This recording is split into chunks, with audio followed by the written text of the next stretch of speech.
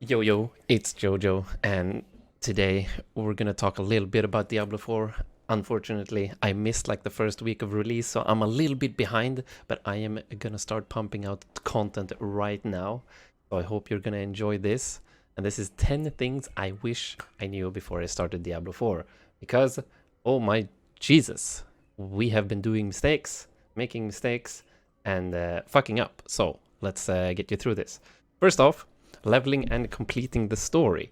So, World Tier 1 and 2 cap at level 50, which means if you're a completionist and you want to do like the renown stuff, and you actually want to complete all of the things in Fractured Peak, then go ahead, do all of the things in Serigar with Act 2. You are unfortunately going to become like level 50 when you reach around Act 3. And then the mobs are going to stop scaling higher. So World Tier 1 and 2 stops scaling at 50. So unfortunately, the game is kind of pigeonholing you into playing the main story ASAP. So what I suggest, what I did, was rushing the main story campaign and skipping everything else, just ignoring everything, maybe doing like an event or a dungeon that is important for your aspects, and just speed running through the main story quest. That should get you to around level 22 when you get your mount. I did this in about 3 hours. So Hawizar and Kyrgyzstan down here, these two areas, they are level 35 minimum areas. So if you speedrun the main story, you're going to be level 22 when you get to these areas, and the next main story quest will be level 35. So use this time, now that you got the mount, to do the side content. Go back to Fractured Peaks, do some of these dungeons, make sure you claim all of these 3 rewards here, the skill point, potion, skill point, and then do the same in Skogsglen. Do the same in all the areas. That should get you to around level 35-40, and then you can keep going on with the main story quest, do Kyrgyzstan, do Hawizar, and then in Hell, once in Act 6, you'll be 45, and here you can do some more side content if you wanna, unless you're strong enough to just blast it immediately. And then you do the capstone dungeon, enter World Tier 3, and this is where I recommend you finish off all of your renown, because these 2 rewards here are locked behind World Tier 3 being accessed. So that's why I recommend getting just the first 3, and then getting the rest later. Imprints. This is an insanely important part of your power in the early game. So most builds have some of these aspects here that are important for the build to function. For example, the ice shards build, let's see, this one, the ice shards build that many people are playing. This one is pretty much mandatory to play the ice shards build. So you want to click on this one. If you don't have access to it, you can press pin on map and it will show you where this dungeon exists over here.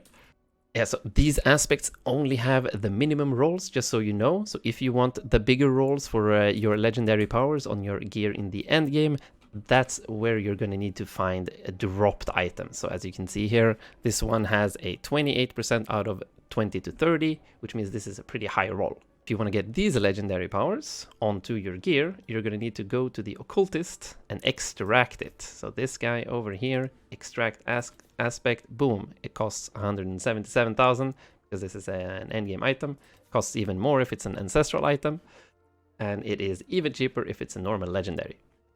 Remember, aspects only work once, and it's the minimum roll, so you cannot extract this aspect once you have put it on an item, but don't worry, you can reuse these Codex of Power aspects as many times as you want. Save high roll powers for endgame. So, if you find one with a max roll, this one has 11 out of 13, pretty good. This one has 30, this is a mid roll, maybe don't need to save this one, but save the imprints for late game. And then another leveling tip right here, make sure to imprint your legendary powers onto amulets and the rings. So the thing is, when you're leveling up, item power and like the damage per second component of your weapons is very important for your base damage that all of your other powers are scaling off of. So you're gonna want to like swap out your items all the times, or your weapons, that is.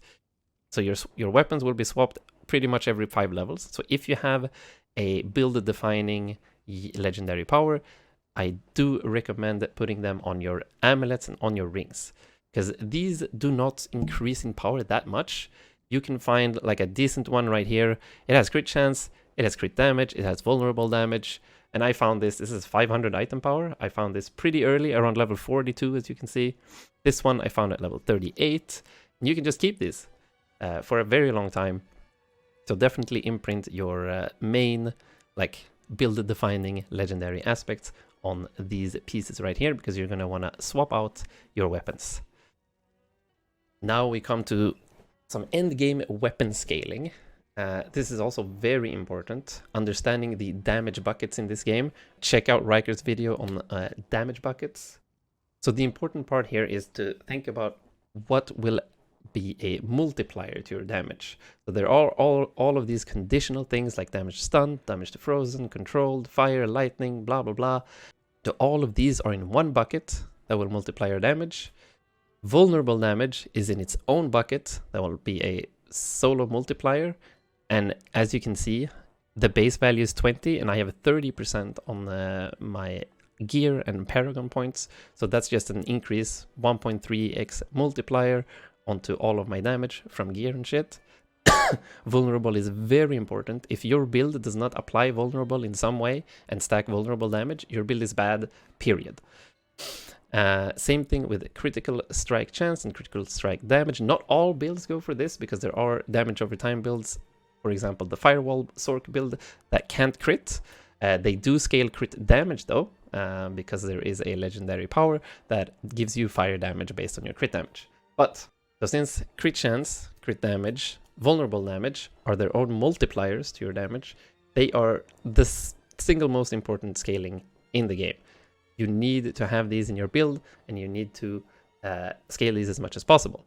And then you can have some kind of, depending on what you do, damage to poison, burning, crowd control, stun, frozen. These will all be added together, so they're not going to be as strong, but there's still extra damage, of course. That is also good. Now we're coming to the vendor NPCs. So the blacksmith is going to be a guy you're going to be running into a lot. So I would definitely recommend salvaging everything up until level 50, so you get these mats right here. These ones, the chunks, the skins, the veiled crystals. You're going to need a lot of these to both upgrade your items and re-roll your items. And then once you get into World Tier 3, World Tier 4, you can actually start selling items instead, because as you can see, you're going to have quite a lot of these items after a while, so you're not going to need to salvage anymore. And you don't get as much gold in World Tier 1 and 2, so that's why it's better to salvage by then. And then once you get into World Tier 3, World Tier 4, you start selling items instead, because you can see here 25k, 35k. You get a bunch of gold from selling items, and gold runs out fast. Jesus Christ, you're going to need a lot of gold. Re-rolling items cost gold. Upgrading items cost gold. It is expensive, so sell items. Then just a very small tip with gems. If you unsocket gems, that costs a lot of gold. Maybe you don't have gold. If you don't need the item anymore, you can just salvage the item, boom, and you're going to get the gem back into your inventory for free. Just a small tip. So unless you've been doing a lot of side content, you will be running into this problem when upgrading your potion at level 45, because you're going to be missing crushed beast bones. There are some other items like Paletounge, demon hearts, and a grave dust that you are going to need to farm for some of these items here. And I'm going to show you real quick some farming spots, because there are elites that guaranteed will drop 5 each of these items. And let me just take a look. So for the crushed beast bones over here, there's an elite in this little field right here with the red dot right next to Serigar. And then over here, in this area right here, at the top of this little thing, next to a Whispering Pines, these are 2 spots where you can get crushed beast bones. For the demon heart spawn locations, you've got a guy right inside this little area right here, next to the Kyrgyzstan sign. You've also got down here, next to this little island right here, you've got the Brood Mother spawning right over here. Also gives you 5 demon hearts. For the Paletounge spawn locations, we've got one guy right on this little platform right here. And then we've got another elite right in this little corner right here, right next to the Virez waypoint. And last but not least, we've got Grave Dust. So you can get Grave Dust from a guy over here called Rot Splinter. In hardcore, beware, this guy really hurts. He puts like some poison stuff on the ground and also explodes after death for millions of damage. You will die, so really care if you're playing hardcore. But he does drop Grave Dust. And then there is another guy above Kiovashad right here that also drops some Grave Dust. And then luckily we've got a Helltide active right here, 47 minutes. These are active for 1 hour and they are super important. And there's one reason for that. And that reason is, boom, Forgotten Souls. You will be blasting through Forgotten Souls like they were low-level mobs in a dungeon. Because they're going to disappear fast. Every time you reroll items and you upgrade items in the end game, they will be costing Forgotten Souls. Also, sometimes they will also be costing Fiend Roses. You get both of these mats from the Helltide. So do look out for Fiend Roses and Screaming Hell Veins when you run around the Helltide. But that is not the main objective. The main objective is to open up mysterious chests. And we do have a website here called helltides.com. Let me just bring it up. This website right here, helltides.com, as you can see, we can see that an Helltide is active, the same one we saw on the map. And this is the most important part of Helltides. You're going to be finding these mysterious chests that you can see here. There are 4 spawn locations in this one. As you can see here, there are 2 active boxes. So you're going to need 350 aberrant cinders that you get from killing mobs in here. You farm those, you open up the chests, and at the full hour, so as you can see, it's 16:44 now. So in 15 minutes, these spawn locations of the mysterious chests will swap to the other spawn location. So as you can see here, it's going to be this one down here and this one up here instead. So you're going to have 15 minutes to try to open these 2 up, which is going to be a little bit difficult. And then you can open up 2 more.